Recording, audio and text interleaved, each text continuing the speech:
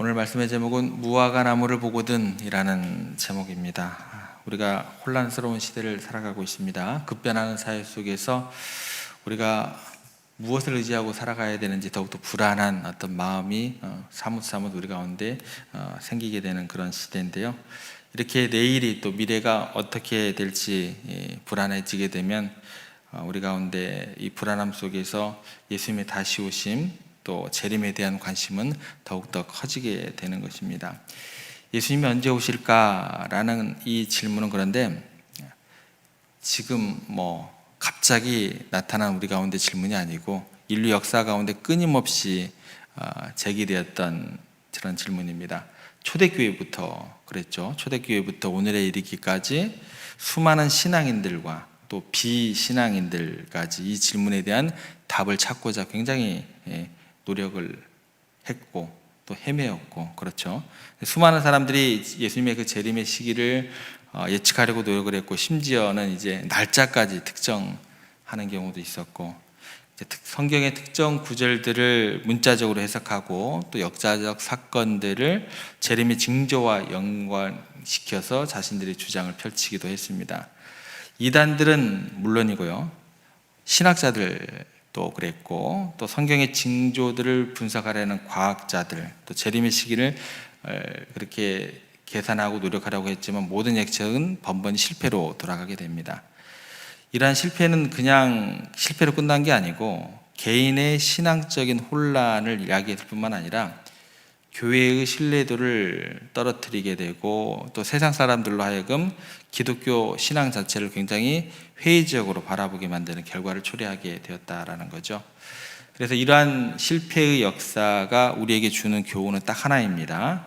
곧 우리가 재림의 시기를 정확히 알 수가 없다라는 사실, 이게 딱 주어지는 교훈입니다.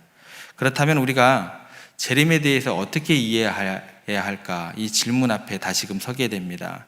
그래서 이 질문 앞에 우리가 단순히 우리의 호기심을 충족시키기 위한 지식의 어떤 그 해결점, 탐구로 접근이 아니라 우리의 삶의 실질적인 변화를 가져올 깨달음으로 나아가야 된다라는 거예요. 그래서 무슨 얘기냐면 재림의 시기가 언제인가 그 시간적 질문을 포기하고 내려놓고 우리의 삶의 방향과 자세에 대한 근본적인 질문으로 접근을 하셔야 돼요. 이게 더 성경적입니다. 이것이야말로 주님께서 우리에게 원하시는 진정한 깨달음과 그 과정이 되는 거예요. 오늘 이 시간에는 하나님께서 우리에게 재림의 징조를 분별할 수 있는 지혜를 어떻게 가르쳐 주시는지 좀 생각을 하면서 우리의 무관심, 영적인 무감각함을 깨우는 그런 시간이 되기를 소망해 봅니다.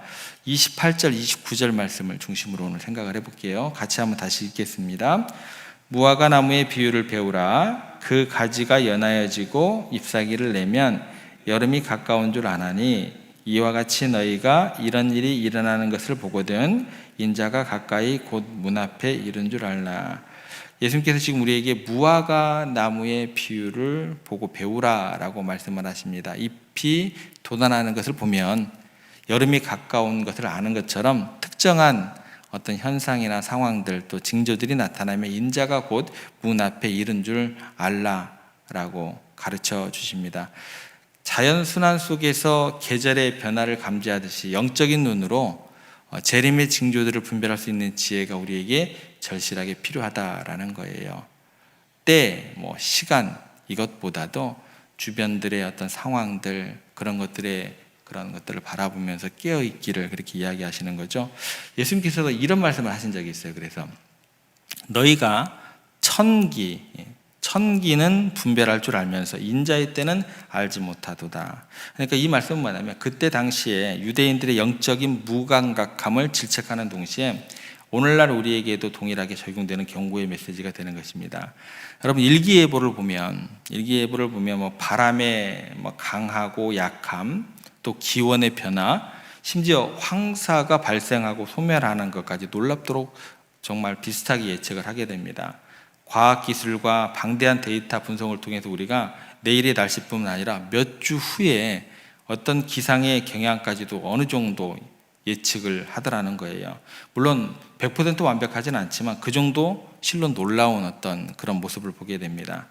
다양한 데이터를 기반으로 해가지고 예측을 하는 기상 전문가들이 많은 노력들을 하면서 참 대단한 어떤 생각이 든다라는 것이죠. 이처럼 천기는요, 우리의 생활과 현실적인 문제에 직접적으로 연결되기 때문에 사람들이 천기에 대해서 같이 있게 연기고 또 깊이 연구하고 민감하게 분배를 하더라는 거예요. 우리도 마찬가지죠.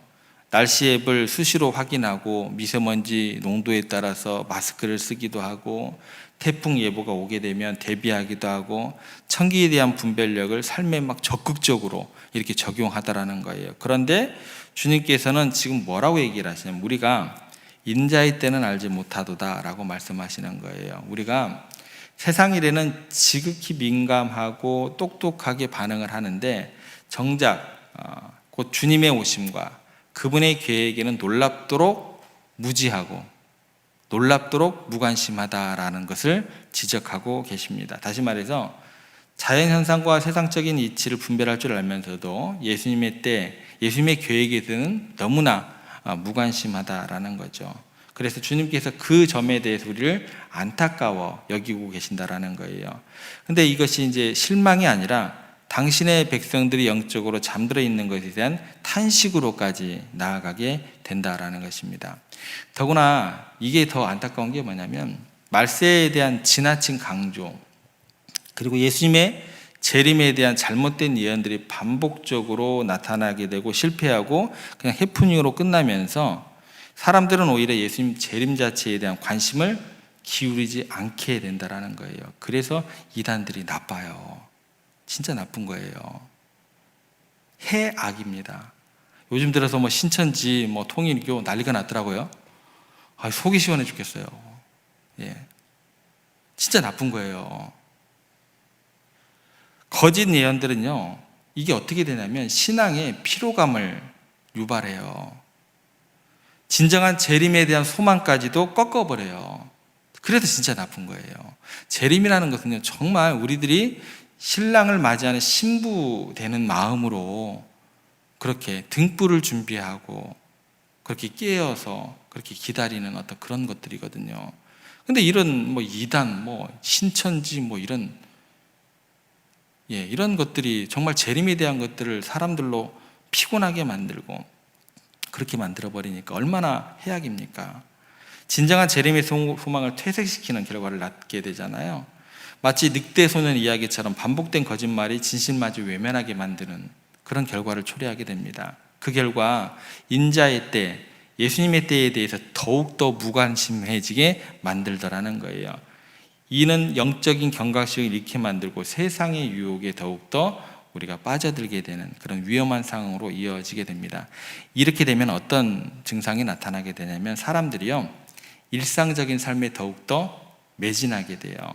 그냥 흘러가는 시간에 더욱 몰두하게 되고 반대로 우리의 삶의 진정한 의미와 방향을 제시하는 중요한 질문들 앞에서는 너무나 쉽게 무관심해지더라는 거예요. 이 사회적인 현상뿐만 아니라 신앙인들도 이렇게 이제 나타나게 되는 거예요. 그래서 당장의 이익, 항상 그러니까 이단들은 뭐가 따라다녀요? 돈. 이번에도 보니까 뇌물이 엄청난 단위로 따라다니더라고요. 그죠? 통일교, 신천지. 눈앞의 즐거움. 눈앞의 즐거움은 그 어떤 그 신도들, 이단에 빠지는 신도들의 어떤 그런 것들을 착취해가지고 그들의 어떤 높은 사람들의 어떤 눈앞의 즐거움. 이런 것들에 급급하다 보니까 그들은 영혼의 가치도 필요도 없고 그러다 보니까 이런 것들이 팽배해지다 보면 세상 사람들도 천국에 대한 어떤 그런 것들, 하나님 나라에 대한 것들 무가치하게 여겨지게 되는 사회적인 현상으로까지 나타나게 된다라는 거죠. 미국의 한 도시에서 소방서에 재정난이 이제 일어나게 됩니다. 시민들은 소방관들이 밤낮 없이 고생하는 것을 알면서도 막상 소방세를 인상한다라는 그 내용에 대해서는 냉담했어요. 그들은 화재의 위험을 막연하게 생각을 했지 자신들의 삶에 직접적으로 닥쳐올 수 있는 문제라고 여기지를 않았습니다. 그러던 어느 날 한 소방관이 아이디어를 내게 됩니다. 시민들의 집 화장실에 소방서 전화번호를 이렇게 기록해 놓고 거기에 이런 문구를 집어넣었어요. 당신 집이 불이 나면 소방차가 도착하기까지 몇 분이 걸릴까요? 라는 문구를 붙여넣게 되었습니다. 사람들이 이 문구를 볼 때마다 내 집의 문제로 생각하게 되고 결국 소방세 인상안의 통과에 동의를 하게 되고 소방서가 다시 더욱더 활력을 찾게 되었다고 합니다. 이 이야기가 우리 가운데 주는 이야기가 뭘까요? 사람들이 자신과 직접적으로 관련된 문제에는 얼마나 민감하게 반응하는지를 극명하게 보여줍니다. 내 집처럼 직접적이고 가깝게 느껴지는 문제, 즉 천기에 대해서는요 놀랍도록 민감하게 반응하고 분별을 하게 됩니다. 하지만 예수님이 내 인생에 무엇을 원하시는가, 주님께서 나의 삶을 통해서 이루고자 하시는 뜻이 무엇인가에 대해서는 별로 관심을 두지 않게 되더라는 거예요. 예수님이 원하시는 나의 삶의 방식이 무엇인지, 내가 주님 앞에서 어떤 중요한 결단을 내려야 하는지, 더 나아가 나에 대해서 국한되는 게 아니죠. 진짜 복음이라는 것은, 하나님의 뜻이라는 것은 나를 통해서 이 세상 가운데 이루고자 하시는 하나님의 계획에 대해서 우리는 나에 대해서도 고민하지 않는데 이웃에 대해서 그거 고민하겠어요? 교회가 그걸 고민하겠어요? 안 하죠. 그죠? 하나님의 계획이 우리 가운데 이루어지는 걸 철저히 침묵하고 회피하게 되더라는 거예요. 하나님 나라와 그 의를 구하는 일, 이웃을 사랑하고 섬기는 일, 복음을 전파하는 일을 뒷짐을 지게 되더라는 거예요. 대신 어떻게 돼요? 우리의 작고 개인적인 문제에만 몰두하는 경향으로 나타나게 된다는 거예요. 이렇게 되면 결국적으로는 어떻게 돼요? 주님의 재림의 시기, 인자의 때 언제인지 알지 못하고 기다리지 못하게 만들고, 이 지점에서 주님께서 깊이 탄식하고 계신다라는 거예요. 마치 중요한 약속 시간을 잊고 다른 일에만 몰두하고 있는, 정작 중요한 손님을 맞을 준비를 하지 못하는 것하고 똑같이 여겨지게 된다라는 거예요.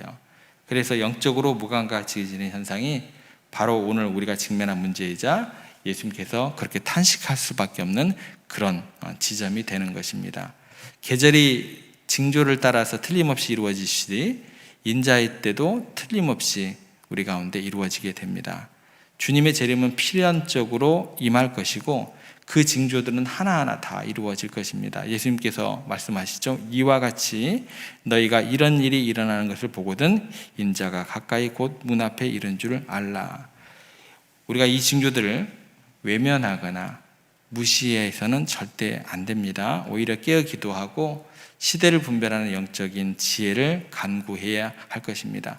그래서 깨어 기도한다라는 것은 단순히 눈 뜨고 또 깨어 기도한다라는 것으로 이렇게 영적인 어떤 민감함을 반응하는 것, 기도하는 것으로 말고 우리의 그 일상 자체가 더욱더 영적으로 반응하고 또 하나님의 뜻을 구하는 적극적인 태도를 구하는 이 뜻이 있음을 우리가 기억했으면 좋겠습니다. 또한 시대를 분별하는 지혜는 세상의 가치관에 휩쓸리지 않고 하나님의 말씀으로 그 모든 것들을 판단하는 그런 분별력을 이야기하는 것입니다.